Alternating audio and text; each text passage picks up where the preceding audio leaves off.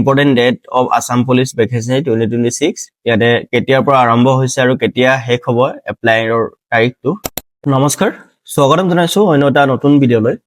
বন্ধু বান্ধৱীসকল, যিসকলে অসম পুলিচত ভৰ্তি হ'ব বিচাৰি আছে আৰু তেখেতলোকৰ বাবে খুবেই এটা গুৰুত্বপূৰ্ণ আপডেট আহি গৈছে অসম পুলিচ ফালৰ পৰা। ইয়াত আপোনালোকে দেখা পাইছে কেইবাটাও পোষ্ট ওলাই গৈছে, নিউকৈ আহিছে আৰু ইয়াত আপোনালোকে দেখা পাইছে ইয়াতে থাকিব ABUB আছাম পুলিচৰ ট্ৰেইলাৰ, এইবোৰ ড্ৰেছাৰ, এইবোৰ ধেৰ আহিছে আৰু তলত আপোনালোকে চাব পাৰে গ্ৰেড 4 পোষ্টটো আহিছে আৰু জেলাৰ প্ৰিজনৰ পোষ্ট আহিছে আৰু সাব ইন্সপেক্টৰ পদ আহিছে আৰু আছাম ফৰেষ্টৰ পদ আহিছে। আপোনালোকক মই ডিটেইলছটো এইটো ভিডিঅ'ৰ জৰিয়তে জনাম আৰু কেনেকৈ আপোনালোকে এপ্লাই কৰিব পাৰিব সেইটো কথাও জনাম। গতিকে আপোনালোকে ভিডিঅ'টো সম্পূৰ্ণকৈ চাই থাকিব। আৰু আপোনালোকে ইয়াতে দেখা পাইছে Assam police recruitment 2026 5734 SI constable, firemen, forest guard and grade 4 and other post দেখা পাইছে আপোনালোকে।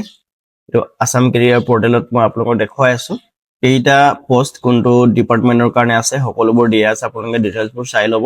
মই এইটো ৱেবছাইটৰ লিংক আপোনালোকক মই ডেছক্ৰিপশ্যনত দি দিওঁ, আপোনালোকে তাত ক্লিক কৰি সকলোবোৰ ডিটেইলছ চাই ল'ব পাৰিব। আৰু এজ লিমিট কিমান আছে, ইয়াতে এলিজিবিলিটি ক্ৰাইটেৰিয়া, এডুকেশ্যনেল কোৱালিফিকেশ্যন ইয়াতে দিয়া আছে, কিমান পাছ কৰিব লাগিব কোনটো পোষ্টৰ কাৰণে, এই সকলোবোৰ ডিটেইলছ দিয়া আছে। আপোনালোকে দেখা পাইছে ফিজিকেল ষ্টেণ্ডাৰ্ড এইবোৰ দিয়া আছে, হাইট আৰু ৱেষ্ট এইবোৰ কিমান হ'ব লাগে আৰু মেডিকেল ষ্টেণ্ডাৰ্ডবোৰ দিয়া আছে আৰু হাউ টু এপ্লাই ইয়াতে জনোৱা আছে। আপোনালোকক মই কেনেকৈ এপ্লাই কৰিব অলৰেডি মই এইটো ভিডিঅ'ৰ জৰিয়তে আপোনালোকক কমেই। আৰু ডকুমেণ্টছ আপোনালোকক কি লাগিব, পাছপৰ্ট চাইজ ফটো আৰু এটা ছিগনেচাৰ লাগিব, চহী আপোনাৰ যিটো, আৰু এজ প্ৰুফ লাগিব।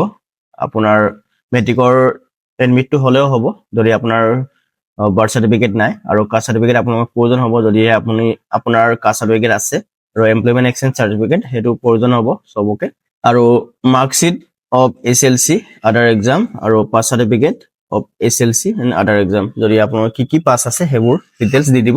তলত দেখা পাইছে আপোনালোকে important date of Assam police vacancy 2026 ইয়াতে কেতিয়াৰ পৰা আৰম্ভ হৈছে আৰু কেতিয়া শেষ হ'ব এপ্লাইৰ তাৰিখটো ইয়াতে দিয়া আছে আৰু ইম্পৰ্টেণ্ট লিংক দিয়া আছে। আপোনালোকে ইয়াত ক্লিক কৰি ডাইৰেক্ট যোনটো এপ্লিকেশ্যন ফৰ্মখন এপ্লাই কৰিব পাৰিব। ইয়াতে দেখা পাইছে অনলাইন এপ্লিকেশ্যন ফৰ্ম, ইয়াতে ক্লিক কৰিব।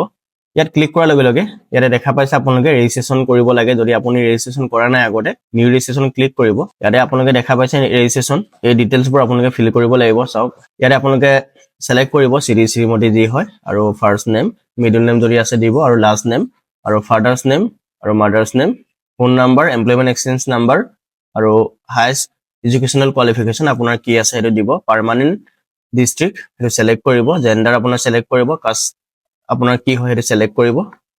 এণ্ড দেন ইয়াতে আপোনালোকে দেখা পাইছে ডেট অফ বাৰ্থ আৰু কনফাৰ্ম ডেট অফ বাৰ্থ আৰু আধাৰ কাৰ্ড নাম্বাৰ এণ্টাৰ কৰাৰ পাছত এইটো টিক কৰিব। টিক কৰাৰ পাছত ৰেজিষ্টাৰ ক্লিক কৰিলে আপোনাৰ এটা ৰেজিষ্ট্ৰেশ্যন ID জেনেৰেট হ'ব আৰু সেইটো থ্ৰুতে আপুনি এপ্লাই কৰিব পাৰিব। চাওক তো মোৰ অলৰেডি ৰেজিষ্ট্ৰেশ্যন আছে, মই জাষ্ট আপোনালোকক লগ ইন কৰি এপ্লাই কেনেকৈ কৰিব পাৰি সেইটো দেখুৱাম।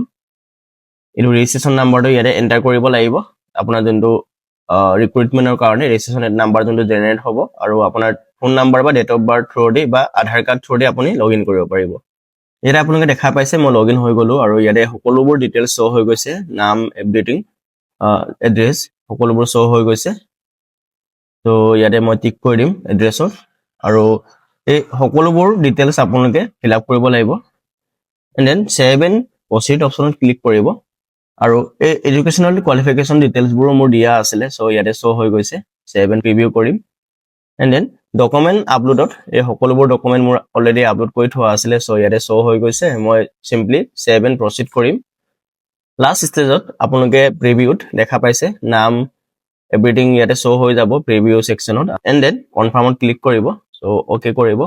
অ'কে কৰাৰ পাছতে আপোনালোকে ইয়াতে দেখা পাইছে কি পোষ্ট এপ্লাই কৰিব পাৰি সেইবোৰ ডিটেইলছ ইয়াতে শ্ব' হৈ গৈছে। আপোনালোকে যিটো এপ্লিকেবল হয় সেইকেইটা আপোনালোকে পোষ্ট এপ্লাই কৰিব, আৰু অতি সহজে এনেকৈ আপোনালোকে অসম পুলিচৰ কাৰণে এপ্লাই কৰিব পাৰিব। যদি ভিডিঅ'টো ভাল লাগিলে এটা লাইক কৰিব, লগতে চেনেলত যদি নতুন তেন্তে আপোনালোকে চেনেলটো ছাবস্ক্ৰাইব কৰি ৰাখিব, কাৰণ মই এনেধৰণৰ ইনফৰ্মেটিভ কণ্টেণ্ট আপোনালোকৰ বাবে আনি থাকোঁ। তেন্তে আজি ভিডিঅ'টো আমি ইমানতে সামৰণি মাৰিছোঁ। আমি অন্য এটা নতুন ভিডিঅ'ৰ সৈতে লগ পাম, তেতিয়ালৈকে ধন্যবাদ।